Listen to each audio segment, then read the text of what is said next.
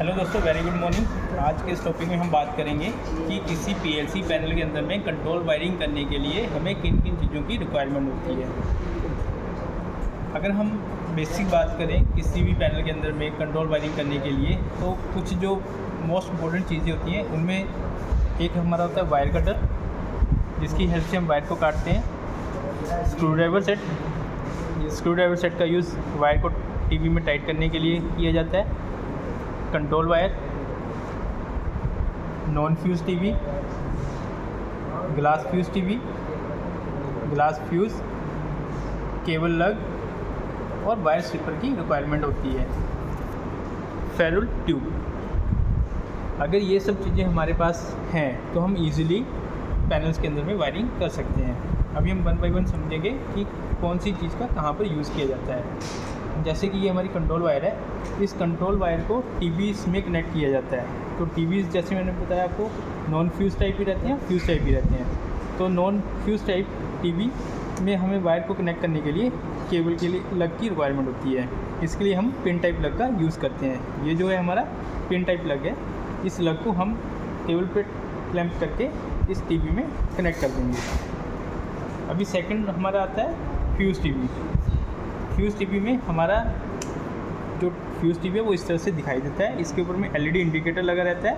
ये LED indicator basically हमें indication provide करता है, विजिबल इंडिकेशन, कि हमारा जो इसके अंदर ग्लास फ्यूज़ है वो हेल्दी कंडीशन में है या हमारा जो फ्यूज़ है वो बर्न आउट हो गया है। अगर हमारा फ्यूज़ हेल्दी है तो यहाँ कोई एलईडी लाइट ऑन नहीं होगी। अगर फ्यूज़ हमारा बर्न आउट हो गया तो यहाँ पे हमारा जो ग्लास फ्यूज़ है इसमें एलईडी ब्लिंक करेगा, जिससे हमें ये पता चलता है कि हमारा जो फ्यूज़ है, कंट्रोल का फ्यूज़ है, वो बर्न आउट हो गया।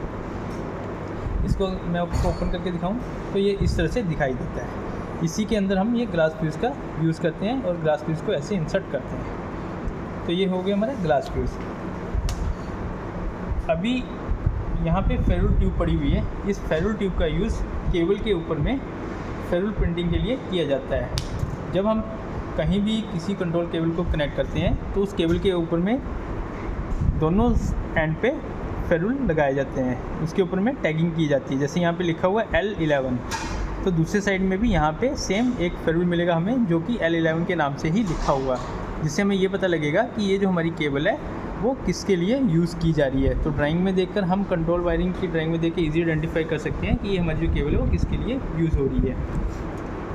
पीएलसी पैनल के अंदर में जो हमारी कंट्रोल वायरिंग के लिए केबल यूज़ की जाती हैं वो 0.5 स्क्वायर mm से 2 स्क्वायर mm तक यूज़ की जाती हैं। और उसी केबल के हिसाब से हमारी जो फेरुल ट्यूब्स रहती हैं उसका भी साइज़ लिया जाता है। इस फेरुल ट्यूब के ऊपर में प्रिंटिंग करने के लिए हम फेरुल प्रिंटिंग मशीन का यूज़ करते हैं। जैसे कि अभी हम यहाँ पे इस फेरुल ट्यूब के ऊपर में प्रिंटिंग कर रहे हैं, तो इसके प्रिंट करने के लिए हमने फेरुल प्रिंटिंग मशीन का यूज़ किया है। यहाँ पे हम जो भी हमें प्रिंट करना है यहाँ पे टाइप करेंगे और टाइप करने के बाद प्रिंट देंगे, तो इस वाइट ट्यूब के ऊपर में हमारा फेरुल जो है वो प्रिंट होके आएगा। अब जैसे कि हम एक पीएलसी पैनल के बैक साइड में खड़े हैं, तो यहाँ पे हम देख रहे हैं कि हमारे यहाँ पे ग्लास फ्यूज़ यूज़ हुए हैं और इन ग्लास फ्यूज़ के बीच में, हर एक फ्यूज़ के बीच में एक नॉन फ्यूज़ टीवी कनेक्ट किया हुआ है। तो ग्लास फ्यूज़ का यूज़ जो है यहाँ पीएलसी पैनल से फील्ड में फेस सप्लाई ले जाके सेंसर को इनपुट प्रोवाइड की जाती है, और जो नॉन फ्यूज़ टीवी है उसमें सेंसर की जो रिटर्न वायर होती है उसको कनेक्ट करते हैं। ग्लास फ्यूज़ इसलिए प्रोवाइड किया जाता है कि अगर किसी कारण से हमारे फील्ड में केबल शॉर्ट होती है या किसी कारण से केबल में हाई वोल्टेज का स्पाइक आता है, तो वो हमारे मॉड्यूल, जो इनपुट मॉड्यूल हैं, उनके चैनल्स को डैमेज ना करे, उसको प्रोटेक्शन करने के लिए यहाँ पे ग्लास फ्यूज़ प्रोवाइड किया जाता है। उस केस में हमारा जो फ्यूज़ है वो बर्न आउट हो जाता है। भी केबल्स कनेक्टेड हैं, इनके ऊपर हम देख रहे हैं कि यहाँ पे केबल को टर्मिनेशन करने से पहले यहाँ पे फेरुल लगाए गए हैं। ये फेरुल के ऊपर में क्रॉस रेफरेंस में यहाँ पे प्रिंटिंग की गई है, जिससे हमें ये पता चलता है कि ये जो केबल है हमारी कहाँ से आ रही है और कहाँ पे कनेक्ट हो रही है। जैसे यहाँ पे लिखा आ रहा है A4DO0 RM05 RM05 RL02 A2। इसका मतलब ये है कि ये A4DO0 RM05 से आ रही है और RM05 RL2 के A2 टर्मिनल पे कनेक्ट हो रही है। अभी जैसे कि हम यहाँ पे देख रहे हैं, ये हमारी इस केबल का दूसरा एंड है। दूसरे एंड में भी यहाँ पे पिन टाइप लग का यूज़ किया गया है।